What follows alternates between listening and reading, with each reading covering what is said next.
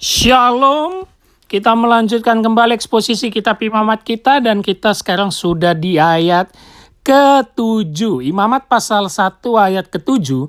Anak-anak Imam Harun haruslah menaruh api di atas mezbah dan menyusun kayu di atas api itu. Saya peringatkan kembali latar belakangnya Bapak Ibu Saudara bahwa kemarin harus diberikan apa?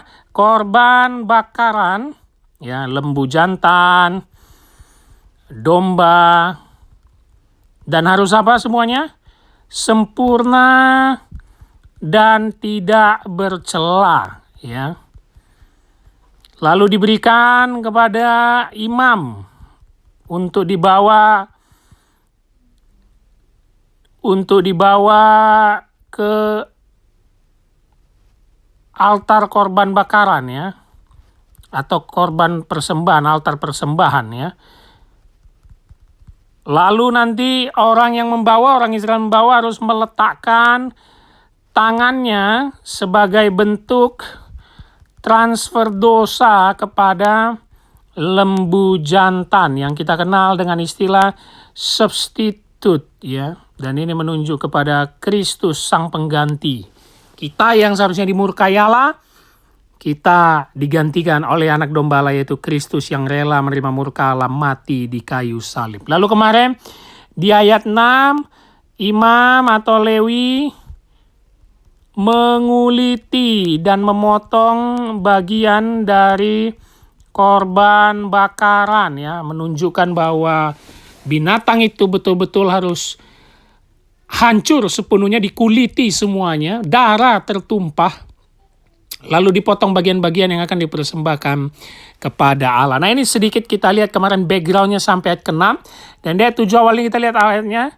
Anak-anak Imam Harun haruslah menaruh api di atas mezbah. Kita lihat kalimat pertamanya.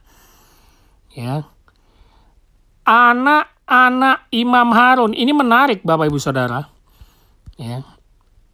Kalau kita melihat kitab Imamat, kita akan tahu nama anak-anak Imam Harun ini nanti adalah Nadab dan Abihu. Kenapa yang dicatat? Karena mereka,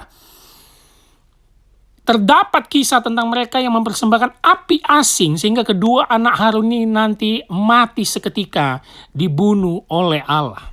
Ya. Kita sudah belajar bahwa Harunlah kakak dari Musa yang ditahbiskan untuk menjadi imam, untuk mengurus kemah pertemuan. Maka seluruh keluarganya juga harus menjadi imam, dikuduskan bahwa mereka harus kudus. Ya.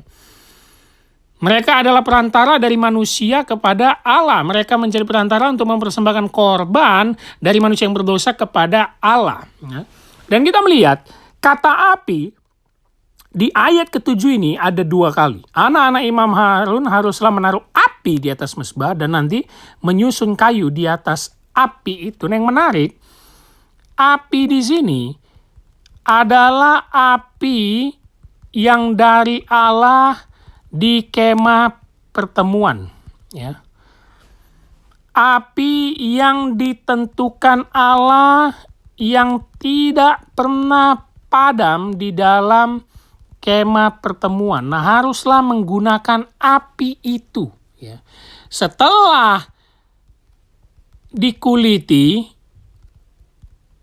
korban bakaran menaruh api di atas mezbah untuk membakarnya. Nah, ini menarik Bapak Ibu Saudara, ya. Api ini bukan sembarang api, karena kita tahu nanti kisahnya, anak Harun mati disambar Allah karena menaruh api asing, ya, atau api yang tidak diperintahkan oleh Allah. Makanya tidak boleh sembarangan imam memberikan api untuk korban bakaran, ya. Jadi ini adalah api Allah yang sudah ditentukan. Makanya kalimatnya, anak-anak Imam Harun haruslah menaruh api di atas mezbah. Mezbah, korban bakaran, yang kita sudah melihat pengaturan mezbahnya di kitab Keluaran. Lalu apa kalimat terakhirnya di ayat 7? Dan menyusun kayu di atas api itu. Ya.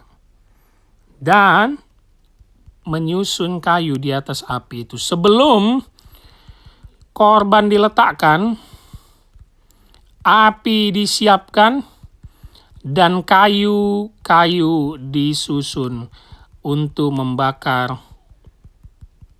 lembu jantan.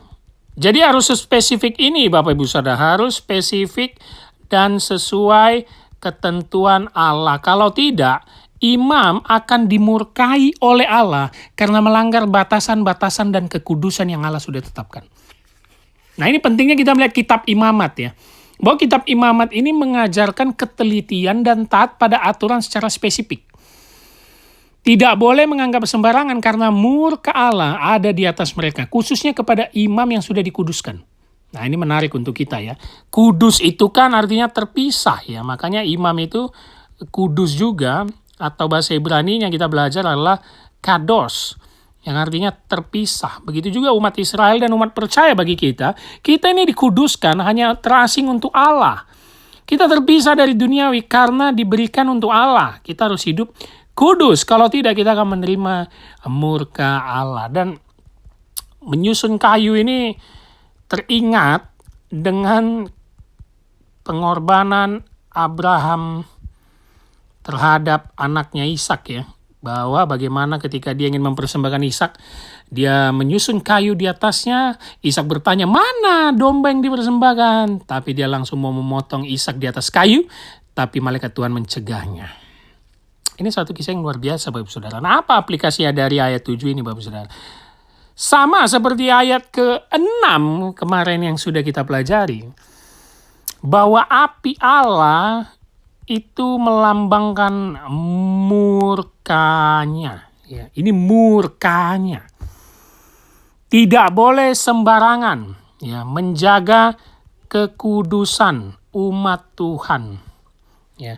Kalau kita tahu korban bakaran itu adalah Kristus yang dikuliti, yang disiksa, yang menerima murka Allah, api Allah, maka hidup kita harus kudus setelah diampuni. Nah, ini menarik Bapak Ibu Saudara.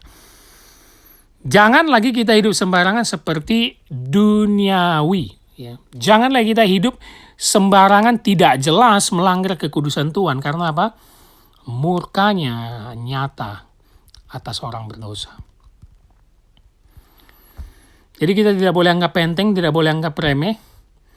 Jangan menganggap pengorbanan Kristus sebagai korban untuk menebus dosa. Kita anggap hanya seremonial. Kalau tidak, umat yang tidak kudus akan dimurkai oleh Allah. Nah, inilah tata cara yang diatur oleh Allah kepada Musa dan diberikan kepada bangsa Israel untuk korban bakaran ya. Inilah yang kita bisa lihat dari ayat ke-7.